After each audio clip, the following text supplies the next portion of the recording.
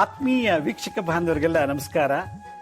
ನಾನು ನಿನ್ನೆ ಸಂಚಿಕೆಯಲ್ಲಿ ಈ ಕನ್ಯಾ ರಾಶಿ ಉತ್ತರ ನಕ್ಷತ್ರ 2, 3, 4ನೇ ಪಾದವರಿಗೆ ಕೆಲವು ಪರಿಹಾರಗಳನ್ನು ಹೇಳಿದ್ದೆ.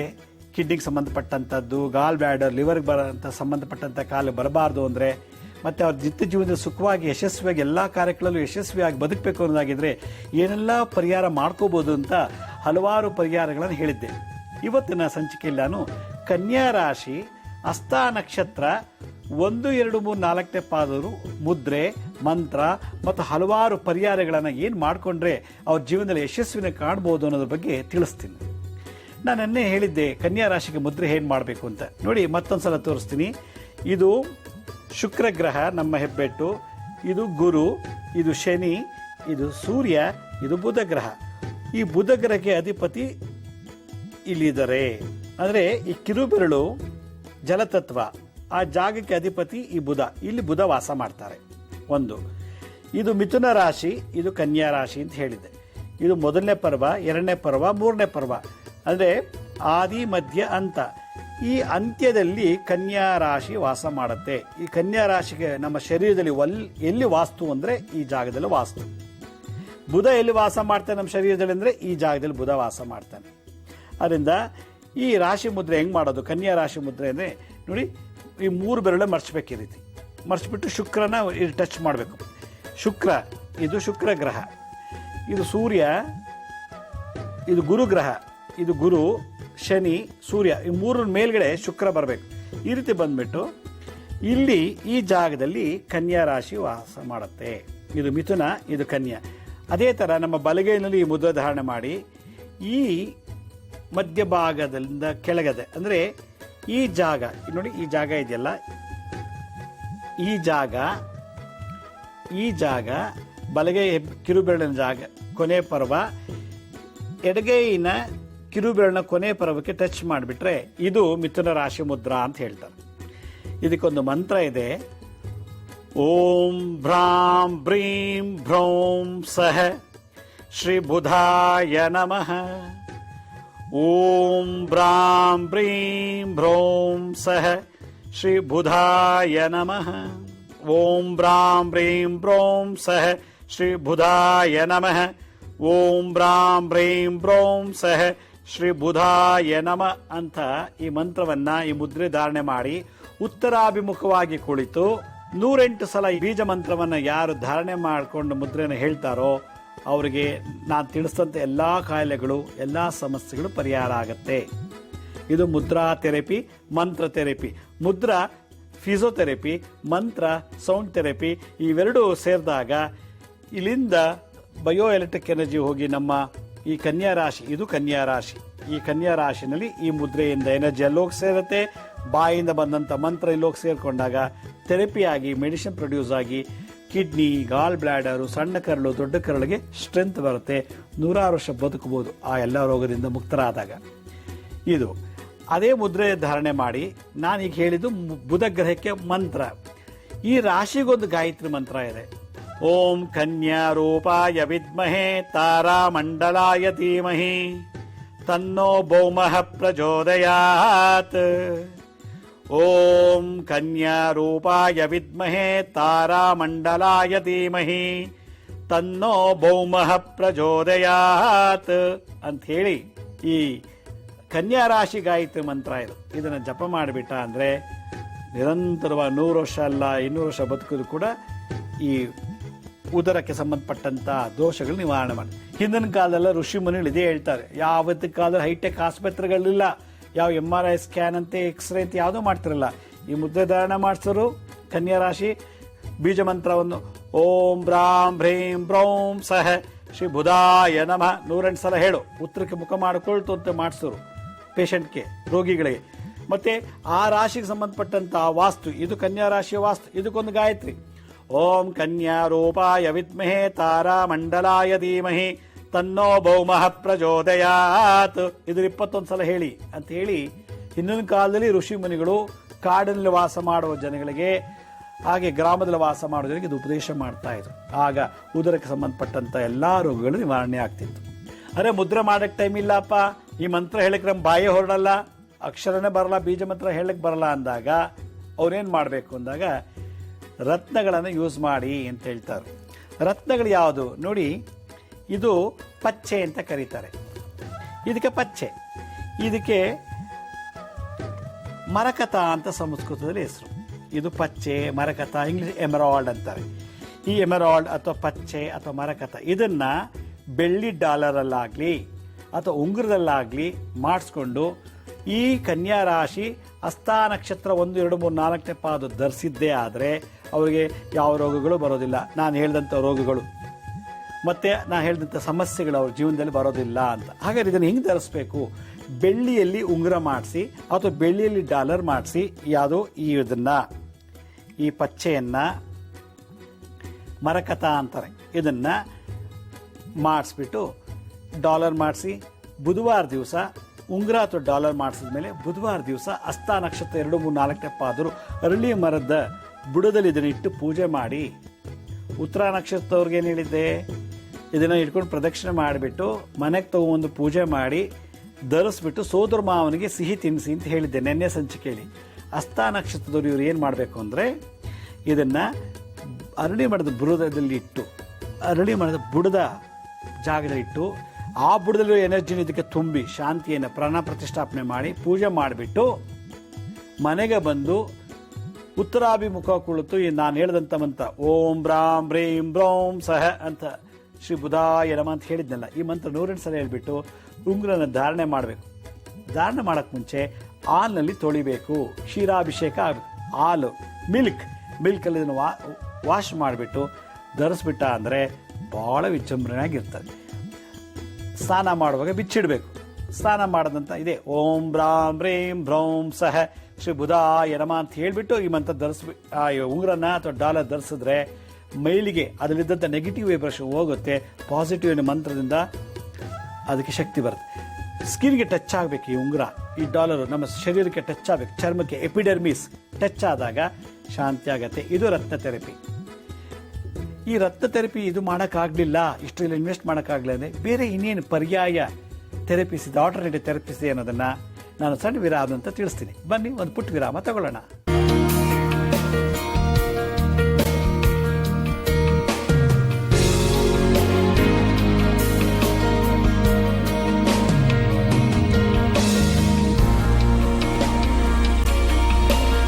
ವಿರಾಮದ ನಂತರ ಮತ್ತೆ ಕಾರ್ಯಕ್ರಮಕ್ಕೆ ಸ್ವಾಗತ. ನಾನೀಗಾಗಲೇ ಕನ್ಯಾ ರಾಶಿ ಹಸ್ತಾ ನಕ್ಷತ್ರ 1, 2, 3, 4ನೇ ಪಾದರ ಮುದ್ರೆ ಮಂತ್ರ ಹೇಳಿಕೊಟ್ಟೆ. ಮತ್ತು ರತ್ನ ಚಿಕಿತ್ಸೆ ಅಂದರೆ ಸ್ಟೋನ್ ಥೆರಪಿ ಹೇಗೆ ಮಾಡೋದು ಅಂತ ಹೇಳಿಕೊಟ್ಟೆ. ಇದು ಮಾಡೋಕ್ಕಾಗಲಿಲ್ಲಪ್ಪ, ನಮ್ಮ ಟೈಮ್ ಇಲ್ಲ ಅಂದಾಗ ಏನು ಮಾಡಬೇಕು ಅಂದಾಗ ತರಕಾರಿಯಲ್ಲಿ ಹೇಳ್ತೀನಿ ಕೇಳಿ. ತರಕಾರಿಲೇನು ಸೌತೆಕಾಯಿನ ಚೆನ್ನಾಗಿ ತಿನ್ನಬೇಕು ಬುಧವಾರ ದಿವಸ. ಬೀನಿಸಲ್ಲಿ ಪಲ್ಯ ಮಾಡ್ಕೊಂಡು ಚೆನ್ನಾಗಿ ತಿನ್ನಬೇಕು. ಮತ್ತು ಬೀನಿಸಲ್ಲಿ ಸಾಂಬಾರು ಮಾಡ್ಕೊಂಡು ಊಟ ಮಾಡಬೇಕು ಬುಧವಾರ ದಿವಸ. ಬುಧವಾರ ದಿನ ಸೌತೆಕಾಯಿ ಮತ್ತು ಬೀನ್ಸನ್ನು ಯಥೇಚ್ಛವಾಗಿ ಕನ್ಯಾ ರಾಶಿ ಹಸ್ತಾ ನಕ್ಷತ್ರ 1, 2, 3, 4ನೇ ಪಾದ ತಿನ್ನೋದ್ರಿಂದ ಭಾಳ ಚೆನ್ನಾಗಿ ಆರೋಗ್ಯವಂತರಾಗಿ ಎಲ್ಲ ಸಮಸ್ಯೆಗಳಿಂದ ಮುಕ್ತರಾಗ್ತಾರೆ.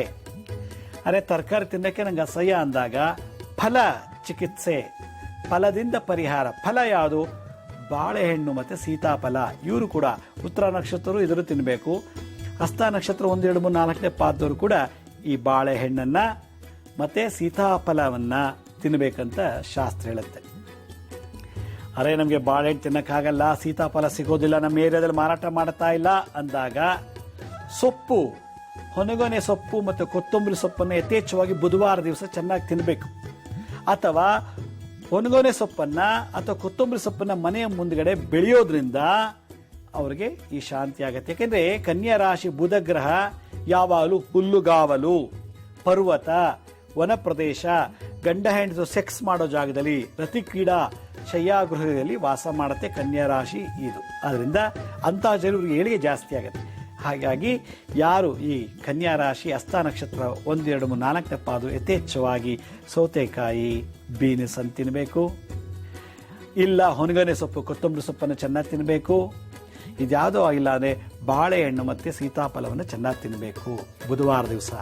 ಇದು ಯಾವುದು ಮಾಡೋಕ್ಕಾಗಲಿಲ್ಲ ಅಂದರೆ ನಮಗೆ ಬಂದಿರೋ ರೋಗ, ನಮ್ಮ ಬಂದಿರೋ ಕಷ್ಟಗಳ ನಿವಾರಣೆ ಹೇಗೆ ಮಾಡ್ಕೋಬೇಕು ಅಂದರೆ ಹೆಸರು ಕಾಳನ್ನು ಹಸಿರು ಕುಂಬಳಕಾಯಿ ಜೊತೆಗೆ ವಿಷ್ಣು ಸಹಸ್ರನಾಮ ಮಂತ್ರ ಹೇಳಿಬಿಟ್ಟು ಓಂ ವಿಶ್ವಂ ವಿಷ್ಣುವ ಷಟ್ಕಾರೋ ಭೂತ ಭವ್ಯ ಭವತ್ಪ್ರಭು ಭೂತಕೃದ್ಭೂತರುದ್ಭಾವೋ ಭೂತಾತ್ಮ ಭೂತಭಾವನಃ. ಈ ಮಂತ್ರ ಪೂರ್ತಿ ವಿಷ್ಣು ಸಹಸ್ರನಾಮ ಹೇಳಿ ಅದು ಪೂಜೆ ಮಾಡಿಬಿಟ್ಟು ಹೆಸರು ಕಾಳು ಹಸಿ ಕುಂಬಳಕಾಯಿನ, ಹಸಿರು ಬಣ್ಣದ ಕುಂಬಳಕಾಯಿನ ಯಾವ್ದಾದ್ರು ಬಡ ಮಕ್ಕಳಿಗೆ, ಅನಾಥಾಶ್ರಮಕ್ಕೆ, ವೃದ್ಧಾಶ್ರಮಕ್ಕೆ ಪೂಜೆ ಮಾಡಿದ್ದನ್ನು ದಾನ ಮಾಡಿಬಿಟ್ರೆ ಆ ರೋಗ ರುಜಿನಗಳೆಲ್ಲ ನಿವಾರಣೆ ಆಗತ್ತೆ.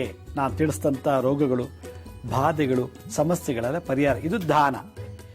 ಆದರೆ ಇದು ಏನು ಮಾಡೋಕ್ಕಾಗಲಿಲ್ಲಪ್ಪ ಅಂದರೆ ಇನ್ನೇನು ಮಾಡ್ಬೋದು ನೀವು ಅಂದರೆ, ಹಸ್ತ ನಕ್ಷತ್ರದವರು ಜಾಜಿ ಮಲ್ಲಿಗೆ ಬಳ್ಳಿ, ಜಾಜಿ ಮಲ್ಲಿಗೆ ಹೂ ಇದೆಯಲ್ಲ, ಆ ಹೂವಿನ ಬಳ್ಳಿಗೆ ಪೂಜೆ ಮಾಡಬೇಕು. ಉತ್ತರ ನಕ್ಷತ್ರ 2, 3, 4 ಪಾದರು ಬಸ್ರಿ ಮರಕ್ಕೆ ಪೂಜೆ ಮಾಡಿದ್ರೆ ಎಲ್ಲ ಸಮಸ್ಯೆ ನಿವಾರಣೆ ಆಗುತ್ತೆ. ಆದರೆ ಹಸ್ತ ನಕ್ಷತ್ರ 2, 3, 4 ಪಾದದವರು, ಕನ್ಯಾ ರಾಶಿ ಹುಟ್ಟಂಥವ್ರು, ಕನ್ಯಾ ಲಗ್ನದಲ್ಲಿ ಇದ್ದಂಥವ್ರು ಅವ್ರೇನು ಮಾಡಬೇಕು, ಈ ಜಾಜಿ ಮಲ್ಲಿಗೆ ಬಳ್ಳಿ ಇದೆಯಲ್ಲ, ಆ ಹೂವಿನ ಬಳ್ಳಿ, ಅದಕ್ಕೆ ಪೂಜೆ ಮಾಡಬೇಕಂತೆ. ಆಗ ಸಂಬಂಧಪಟ್ಟಂತ ನಾನು ಏನು ಹೇಳಿದೆ, ಯಾವ್ಯಾವ ಖಾಯಿಲೆ ಬರುತ್ತೆ ಅಂತ ಹೇಳಿದೆ ಇಂದಿನ ಸಂಚಿಕೆಯಲ್ಲಿ, ಯಾವ್ಯಾವ ಸಮಸ್ಯೆಗಳು ಬರುತ್ತೆ ಅಂತ ಹೇಳಿದೆ, ಅದೆಲ್ಲ ನಿವಾರಣೆ ಆಗುತ್ತಂತೆ ಜಾಜಿ ಮಲ್ಲಿಗೆ ಹೂವಿನ ಬಳ್ಳಿಗೆ ಪೂಜೆ ಮಾಡೋದ್ರಿಂದ. ಇದು ವೃಕ್ಷ ಥೆರಪಿ ಅಂತ ಕರೀತಾರೆ. ಇದು ಆಗಲಿಲ್ಲ ನನಗೆ, ಏನು ಮಾಡೋದು ಅಂದಾಗ ಕೆಲವು ತಂತ್ರಗಳಿವೆ. ಏನು? ನಿಂಬೆಹಣ್ಣನ್ನು ತಗೊಳ್ಳೋದು. ನಿಂಬೆಹಣ್ಣು ರಾಹುಗ್ರಹ. ನಿಂಬೆಹಣ್ಣ ಪೋಣಿಸೋದು 48 ಇಲ್ಲ 21, ನಿಮ್ಮ ಯಥಾಶಕ್ತಿ, ನಿಮ್ಗೆ ಎಷ್ಟು ಶಕ್ತಿ ಇದೋ ನಿಂಬೆಹಣ್ಣು ಪರ್ಚೇಸ್ ಮಾಡಿ, ಹಾರ ಮಾಡಿ ತಗೊಂಡೋಗ್ಬೇಕು. ಯಾವ್ದಾದ್ರು ವಿಷ್ಣು ದೇವತೆಗೆ ಹಾಕಿಸ್ಬೇಕು. ಹನುಮಂತ, ರಾಮ, ನರಸಿಂಹ, ಕೃಷ್ಣ, ಶ್ರೀನಿವಾಸ, ಈ ದೇವರುಗಳಿಗೆ ಅದನ್ನು ಹಾರನ ಹಾಕಿಸ್ಬಿಟ್ಟು ಆರತಿ ಮಾಡಿಸ್ಬಿಟ್ಟು ನೀವು ಒಂದಷ್ಟು ಪ್ರದಕ್ಷಿಣೆ ಮಾಡ್ಕೊಂಡು ಬನ್ನಿ. ಪ್ರದಕ್ಷಿಣೆ ಮಾಡ್ಕೊಂಡು ಬಂದಮೇಲೆ ಮತ್ತೆ ಪುರೋಹಿತರು ಕೇಳ್ಬಿಟ್ಟು ಹಾರ ವಾಪಸ್ ತಗೊಳ್ಳಿ. ಆ ಹಾರ ವಾಪಸ್ ತೊಗೊಂಡ್ಬಿಟ್ಟು ಅದನ್ನು ಮನೆಗೆ ತೊಗೊಂಬಂದು ಚಿತ್ರಾನ್ನಕ್ಕೆ ಯೂಸ್ ಮಾಡಿ, ಇಲ್ಲ ನಿಂಬೆಹಣ್ಣು ಶರಬತ್ ಮಾಡಿ.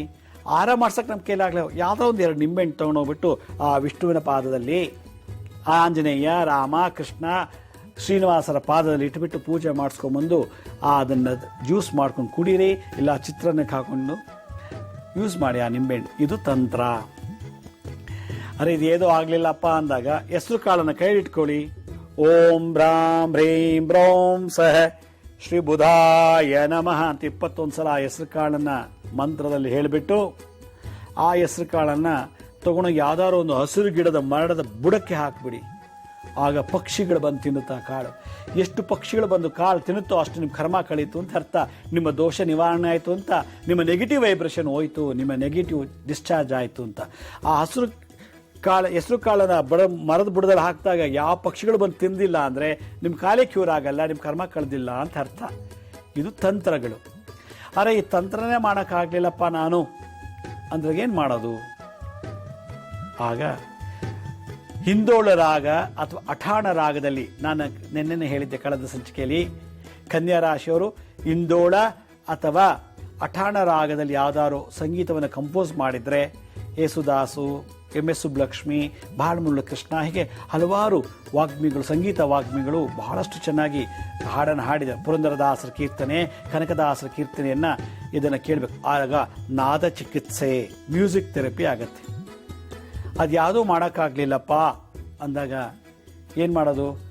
ಯಾವುದಾದ್ರು ಒಂದು ಒಳ್ಳೆ ದೇವಸ್ಥಾನಕ್ಕೆ, ವಿಷ್ಣು ದೇವಸ್ಥಾನಕ್ಕೆ ಹೋಗ್ಬಿಟ್ಟು ಆ ವಿಷ್ಣು ದೇವಸ್ಥಾನದಲ್ಲಿ ವಿಷ್ಣುವಿನ ಕುರಿತು ಧ್ಯಾನ ಮಾಡಬೇಕು, ಮೆಡಿಟೇಷನ್ ಮಾಡಬೇಕು. ಏನು ಮೆಡಿಟೇಷನ್ ಮಾಡೋದು? ಈ ಕನ್ಯಾ ರಾಶಿ ಮುದ್ರೆಯನ್ನು ಇಟ್ಕೊಂಡು ಆ ವಿಷ್ಣು ದೇವಾಲಯದಲ್ಲಿ ಕೂತ್ಕೊಂಡು ಅರ್ಧ ಗಂಟೆ ಧ್ಯಾನ ಮಾಡಿದ್ರೆ ಆ ವಿಗ್ರಹದಿಂದ ಕಲಾಶಕ್ತಿ ತುಂಬಿರ್ತದೆ.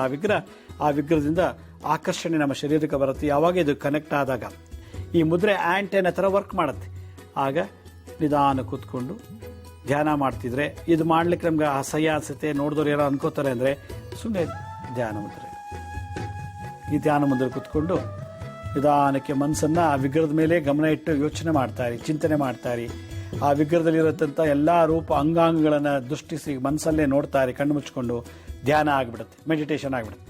ಆಗ ಈ ವಾಸ್ತುವಿನಲ್ಲಿ ಕನ್ಯಾ ರಾಶಿ ಈ ಜಾಗದಲ್ಲಿ ಹೊಟ್ಟೆ, ಕೆಳ ಹೊಟ್ಟೆ, ಕೊನೆಯ ಭಾಗ, ಮಧ್ಯದ ಹೊಟ್ಟೆನಲ್ಲಿ ಕನ್ಯಾ ರಾಶಿ ಇರೋದು, ಮೇಲ್ಭಾಗದಲ್ಲಿ ಸಿಂಹ ರಾಶಿ, ಮಧ್ಯಭಾಗದ ಹೊಟ್ಟೆನಲ್ಲಿ ಕನ್ಯಾ ರಾಶಿ, ಕೆಳ ಹೊಟ್ಟೆನಲ್ಲಿ ತುಲಾ ರಾಶಿ. ಹೀಗೆ ಈ ಜಾಗದಲ್ಲಿ ಧ್ಯಾನ ಮಾಡ್ತಾ ಇದ್ರೆ ಅದಕ್ಕೆ ಸಂಬಂಧಪಟ್ಟಂಥ ಎನರ್ಜಿ ಎಲ್ಲ ಪಾಸ್ ಆಗುತ್ತೆ. ಅದು ಸಂಬಂಧಪಟ್ಟಂಥ ಕೆಟ್ಟ ಎನರ್ಜಿ ಎಲ್ಲ ಡಿಸ್ಚಾರ್ಜ್ ಆಗುತ್ತೆ. ಆಕಳಿಕೆಯಿಂದ, ನಿದ್ದೆಯಿಂದ, ಸೀನಿಂದ, ಅಕ್ಷಿಯಿಂದ ಮತ್ತು ಗುದದ್ವಾರದಿಂದ, ಮಲಮೂತ್ರದಿಂದ ವಿಸರ್ಜನೆ ಆಗಿಬಿಡುತ್ತೆ. ಈ ರೀತಿ ಮೆಡಿಟೇಷನ್ ಬರೋ ಒಂದು ಪವರು. ಇದು ಯಾವುದೂ ನಮ್ಗೆ ಆಗಲಿಲ್ಲ ಅಂದಾಗ ಏನು ಮಾಡಬೇಕು? ನಿಧಾನವಾಗಿ ಮನಸ್ಸಿನಲ್ಲೇ ಕೂತ್ಕೊಂಡು ಬುಧನ ಗ್ರಹದ ಚಿಂತನೆ ಮಾಡಬೇಕು. ನಮಗೆ ಇನ್ನೂ ಸಾಕಷ್ಟು ದುಡ್ಡಿದೆ, ಇನ್ನೂ ಸಾಕಷ್ಟು ಶಕ್ತಿ ಇದೆ ಅಂದಾಗ ಹಸಿರು ಬಟ್ಟೆಗಳನ್ನು ಪರ್ಚೇಸ್ ಮಾಡಿ. ಒಂದು ಟವಲ್ ಇರ್ಬೋದು, ವಸ್ತ್ರಗಳಿರ್ಬೋದು, ನ್ಯಾಪ್ಕಿನ್ ಇರ್ಬೋದು, ಯಾವುದಾದ್ರು ಒಂದು ಹಸಿರು ಬಟ್ಟೆಗಳನ್ನು ಅಂಗವಿಕಲರ ಮಕ್ಕಳಿಗೆ ಹೋಗಿ ಕೊಡಬೇಕು. ಯಾವಾಗ ಕೊಡಬೇಕು? ಹಸ್ತ ನಕ್ಷತ್ರ 2, 3, 4ನೇ ಪಾದದವರು. ಹಸ್ತ ನಕ್ಷತ್ರ 1, 2, 3, 4ನೇ ಪಾದ ಕನ್ಯಾ ರಾಶಿಯವರು ಏನು ಮಾಡಬೇಕು? ಆ ವಸ್ತ್ರವನ್ನು ತಗೊಂಡೋಗಿ ಅಂಗವಿಕಲರ ಮಕ್ಕಳಿಗೆ ಮಲಗಿದ್ದಾಗ ಒದಿಸ್ಬಿಟ್ಟು ವಾಪಸ್ ನೋಡದೆ ಬಂದ್ಬಿಡ್ಬೇಕು. ಅವ್ರಿಗೆ ಗೊತ್ತಾಗಬಾರ್ದು ಕೊಡ್ತೀವಿ ಅಂತ, ಒದಿಸ್ತೀವಿ ಅಂತ. ಈ ರೀತಿ ಮಾಡಿದಾಗ ಆ ದೋಷ ಎಲ್ಲ ನಿವಾರಣೆ ಆಗುತ್ತಂತೆ. ಹಾಗಾದರೆ ಇನ್ನೆಷ್ಟು ಪರಿಹಾರಗಳಿರ್ಬೋದು ಅನ್ನೋದನ್ನು ನಾನು ಸಣ್ಣ ವಿರಾಮ ತಿಳಿಸ್ಕೊಡ್ತೀನಿ. ಬನ್ನಿ ಒಂದು ಪುಟ್ಟ ವಿರಾಮ ತಗೊಳ್ಳೋಣ.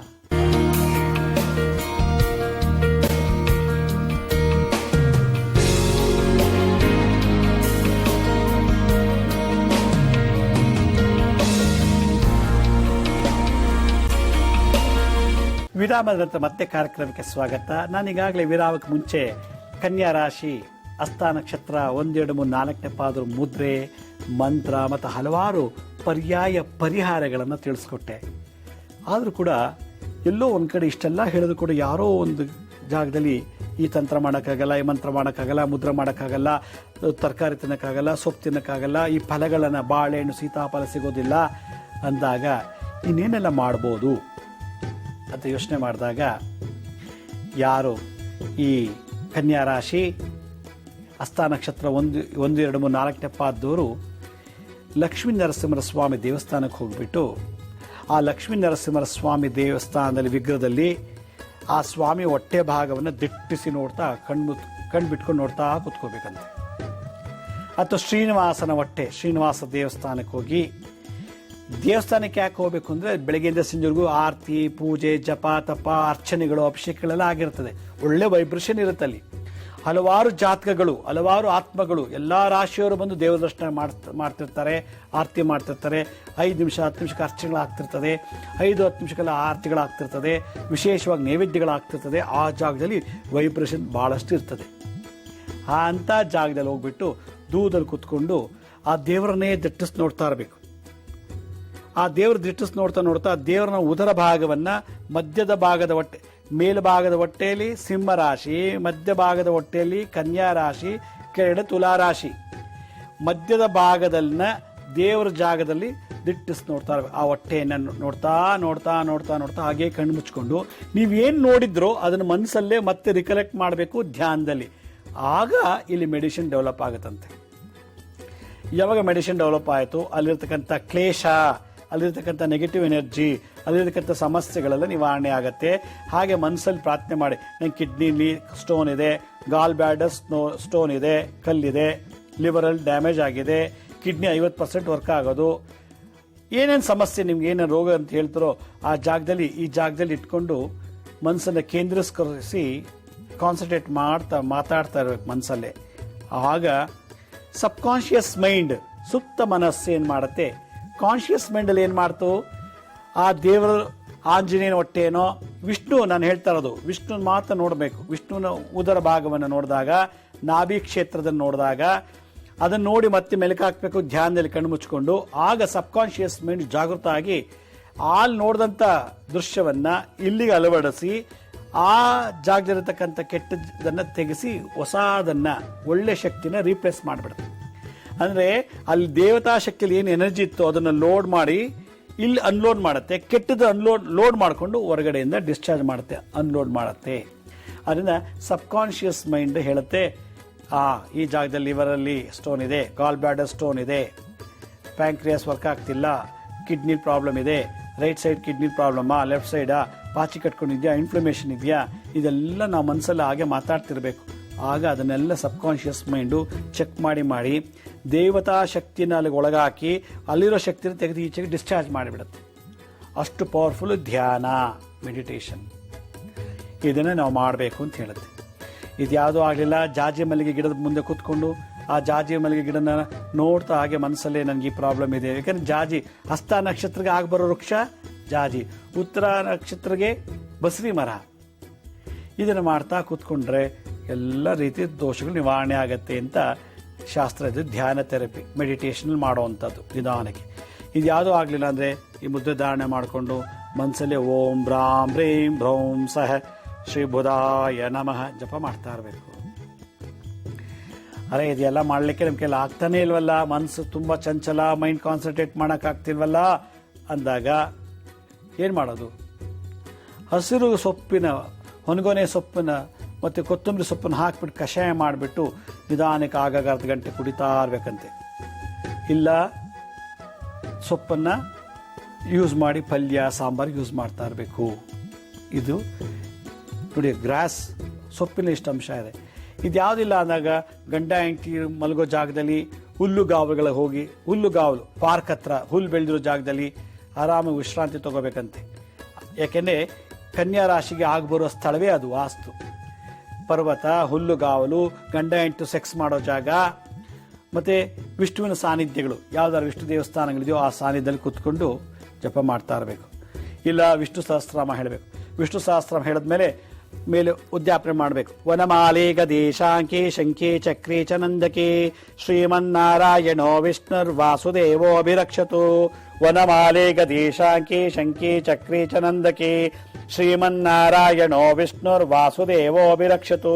ವನಮಾಲೆ ಗದೇಶಾಂಕೆ ಶಂಕೆ ಚಕ್ರೆ ಚ ನಂದಕೆ ಶ್ರೀಮನ್ನಾರಾಯಣೋ ವಿಷ್ಣುರ್ವಾಸುದೇವೋಭಿರಕ್ಷತು. ಇದಕ್ಕೆ ಟಚ್ ಥೆರಪಿ ಅಂತಾರೆ, ಸ್ಪರ್ಶ ಚಿಕಿತ್ಸೆ ಅಂತಾರೆ. ಯಾವುದರಿಂದ? ಮಂತ್ರದಿಂದ. ಗೋವಿಂದ ಮುದ್ರೆಯಿಂದ ಒಂದಾವರ್ತಿ ನಮ್ಮ ಚಕ್ರ ನಮ್ಮಲ್ಲಿರೋ ಶಂಕನ, ನಮ್ಮ ಶರೀರದ ಚಕ್ರ ಶಂಕವನ್ನು ಪತಾಕಾಸ್ತ್ರದಿಂದ ಸ್ಪರ್ಶ ಮಾಡ್ಕೊಳ್ಳೋದು. ಆಮೇಲೆ ಕಿವಿಲಿರತಕ್ಕಂಥ ಎಲ್ಲ ಅಶ್ವಗಂಧರ್ವ ದೇವತೆಗಳಿಗೆ ಟಚ್ ಮಾಡಿ, ಆಮೇಲೆ ವಕ್ಷಸ್ಥಳದಿರತಕ್ಕಂಥ ಮಹಾಲಕ್ಷ್ಮಿಯನ್ನ ಶ್ರೀಮನ್ನಾರಾಯಣೋ ವಿಷ್ಣುರ್ವಾಸುದೇವೋಭಿರಕ್ಷತು ಅಂತೇಳಿ ಈ ಮುದ್ರೆಯಿಂದ, ಪತಾಕಾಸ್ಥ ಆಶೀರ್ವಾದ ಮುದ್ರೆಯಿಂದ ಟಚ್ ಮಾಡೋದ್ರಿಂದ ನಮ್ಮಲ್ಲಿರತಕ್ಕಂಥ ಎಲ್ಲ ನೆಗೆಟಿವ್ ಎನರ್ಜಿ ಡಿಸ್ಚಾರ್ಜ್ ಆಗುತ್ತಂತೆ. ಇದ್ಯಾವುದೂ ಆಗಲಿಲ್ಲ ಅಂದರೆ ಈ ಮುದ್ರೆ ಧಾರಣೆ ಮಾಡಿ ಶ್ರೀರಾಮ ರಾಮ ರಾಮೇತಿ ರಮೇ ರಾಮೇ ಮನೋರಮೆ ಸಹಸ್ರನಾಮ ತತ್ಯುಲ್ಯಂ ಶ್ರೀರಾಮ ನಾಮ ವರಾನನೆ ಈ ಮಂತ್ರವನ್ನು 3 ಸಾಲ ಹೇಳಿ ಅಂತ. ಯಾಕೆ? ಬುಧನ ಅಧಿಪತಿ ಯಾರು? ವಿಷ್ಣು. ವಿಷ್ಣುವಿನಿಗೆ ಈ ಮಂತ್ರ ಹೇಳಬೇಕು. ಹಸ್ತ ನಕ್ಷತ್ರಕ್ಕೆ ಅಧಿಪತಿ ಯಾರು ಗೊತ್ತಾ? ಸೂರ್ಯ. ಅದರಿಂದ ಇಲ್ಲಿ ರಾಶಿ ಶಾಂತಿ ಆಯಿತು, ಬುಧ ಗ್ರಹ ಶಾಂತಿ ಆಯಿತು, ವಿಷ್ಣುವಿಗೂ ಶಾಂತಿ ಆಯಿತು. ಹಸ್ತ ನಕ್ಷತ್ರಕ್ಕೆ ಓನರ್ ಯಾರು? ಸೂರ್ಯ ಗ್ರಹ. ಆದ್ರಿಂದ ಸೂರ್ಯನನ್ನ ಓಂ ಭಾಸ್ಕರಾಯ ವಿದ್ಮಹೇ ಮಹಾದ್ಯುತಿಕರಾಯ ಧೀಮಹಿ ತನ್ನೋ ಆದಿತ್ಯ ಪ್ರಚೋದಯಾತ್. ಇದು ಆಗಲಿಲ್ಲ, ಓಂ ಸೂರ್ಯಾಯ ನಮಃ.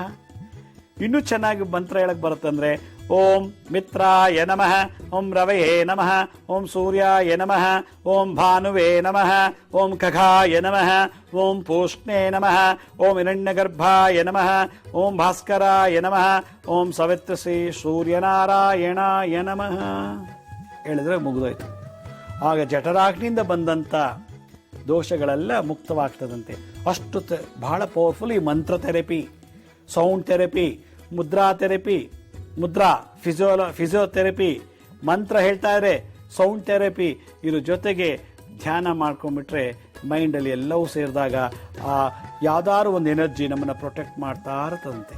ಅಷ್ಟು ಪವರ್ಫುಲ್. ಆದ್ದರಿಂದ ಕನ್ಯಾ ರಾಶಿ, ಈ ಹಸ್ತ ನಕ್ಷತ್ರದವರು ನಾನು ಹೇಳಿದಂತೆ ಯಾವ್ದಾದ್ರು ಒಂದು ಥೆರಪಿಗಳನ್ನು ನೀವು ಮಾಡಿದ್ದೇ ಆದರೆ ಜೀವನದಲ್ಲಿ ನೀವು ಆಗಾಗ ಬರೋ ಕಷ್ಟಗಳನ್ನು ನಿವಾರಣೆ ಮಾಡಿ ಎಲ್ಲ ಸಮಸ್ಯೆಗಳಿಂದ ಮುಕ್ತರಾಗ್ಬೋದು. ಆಗ ಜ್ಯೋತಿಷ್ಯ, ಡಾಕ್ಟರ್ ಅಂತೆ, ವಾಸ್ತು ಕನ್ಸಲ್ಟೆಂಟ್ ಹತ್ರ ಹೋಗೋ ಅವಶ್ಯಕತೆ ಇಲ್ಲ. ಹೀಗೆ ನಾನು ನಾಳಿನ ಸಂಚಿಕೆಯಲ್ಲಿ ಕನ್ಯಾ ರಾಶಿ ಚಿತ್ತಾ ನಕ್ಷತ್ರದವ್ರಿಗೆ ಏನು ಪರಿಹಾರ ಮಾಡ್ಕೋಬೋದು ಅನ್ನೋದನ್ನು ನಾಳಿನ ಸಂಚಿಕೆಯಲ್ಲಿ ಬಹಳ ಡೀಟೇಲ್ ತಿಳಿಸ್ಕೊಡ್ತೀನಿ. ಅಲ್ಲಿವರೆಗೂ ನನ್ನ ನಮಸ್ಕಾರ. ಸಾಯಿರಾಮ್.